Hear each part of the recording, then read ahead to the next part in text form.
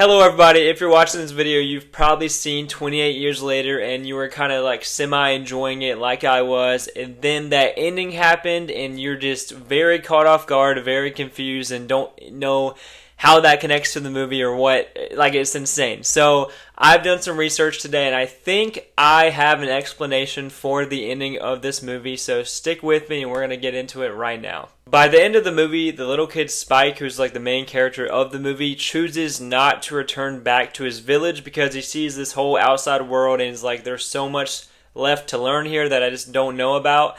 And he knows if he stays in the village, then he's not going to like learn anything, and he doesn't want to go back to his dad, so he chooses to stay outside. He leaves the baby that they found from the infected zombie guy at the like village, and I don't know how that baby's gonna survive because they said it needs milk and they said it only will last like 3 days with water, so I wouldn't be surprised if like they never touch on the baby ever again. But he chooses to leave the baby at the village. So when he's alone, he is like walking down this alleyway and some infected zombies started coming his way, and he's like backed up in a corner. He doesn't know what to do, and literally out of nowhere, Jack O'Connell from Sinners, who we just saw in the Sinners movie, comes out of nowhere in like a tracksuit with this blonde wig, and he has this like upside down cross, and he's with this like whole group of these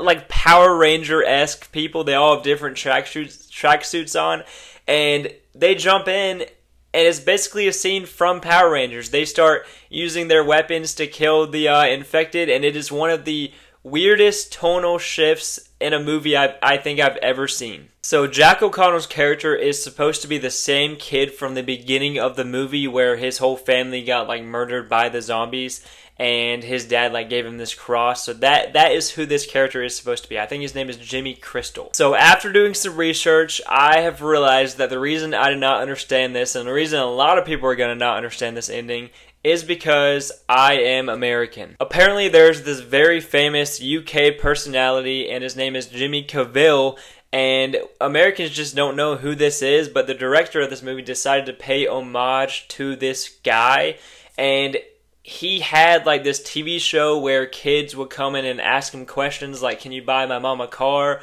or can you buy me a dog, and he would like do this stuff for them. I've never heard of this guy, but this is the guy he was trying to base this character Jimmy off of. A lot of kids in the UK grew up watching this TV show, like it was a big part of people's childhoods, and the guy lived a very long life. I think he died at like 80 something, so he was like cherished by a bunch of UK people. But this is where it gets kind of insane, because a few years after this guy's death, it came out that he was one of the biggest predators in the UK. This became like a horrifying discovery for a bunch of kids and like everybody, because it said he had like over 200 victims ranging from the age of 5 to like 55, so it was terrible. One of the worst things about this is people at the BBC apparently knew about this happening and didn't want to say anything because they were scared it was going to tarnish their like whole company. So with all that being said, how does this apply to the ending of 28 Years Later? So you have to keep in mind that this is a world that collapsed before like everyone knew who Jimmy was. So the children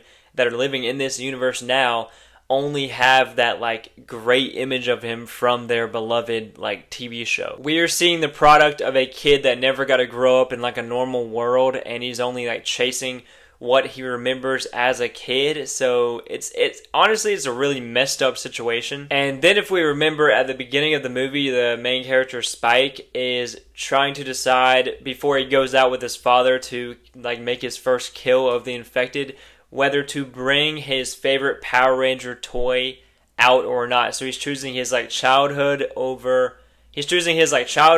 this new life with his dad where he like becomes a man. So the main point is we have this character Spike who went out and left his Power Ranger toy and chose to grow up and be a man.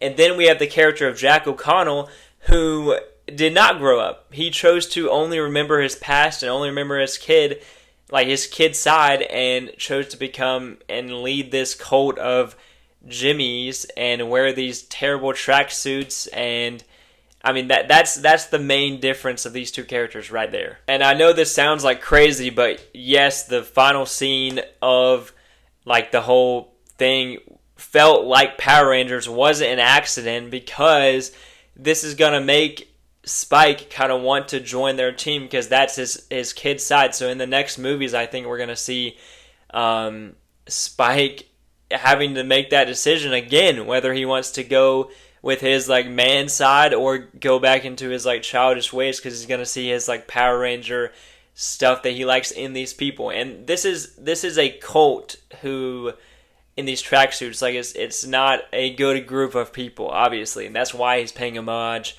into the Jimmy Cavill guy. It's a really weird thing. Like you shouldn't.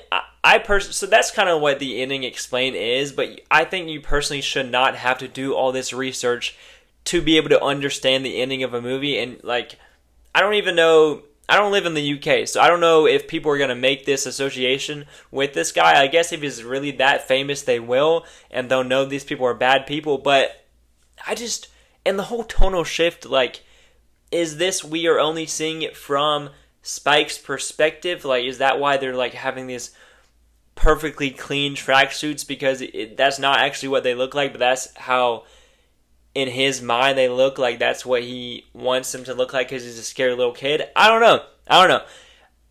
With all that said, I still don't like this ending. I can appreciate it more because I know what he was going for, but sitting in the theater, I know everyone was just sitting there very, very, very confused. I was with my buddy, and we were like, it literally turned into an Anchorman scene. Like, you know, the Anchorman movies, that's what it felt like to me. But that's about it for me today, guys. That is the ending explained. It's not, it does have a dark meaning, and you can see that now from this, like, predator that he's trying to pay homage to. I do not know why he chose to go down that route. I don't know.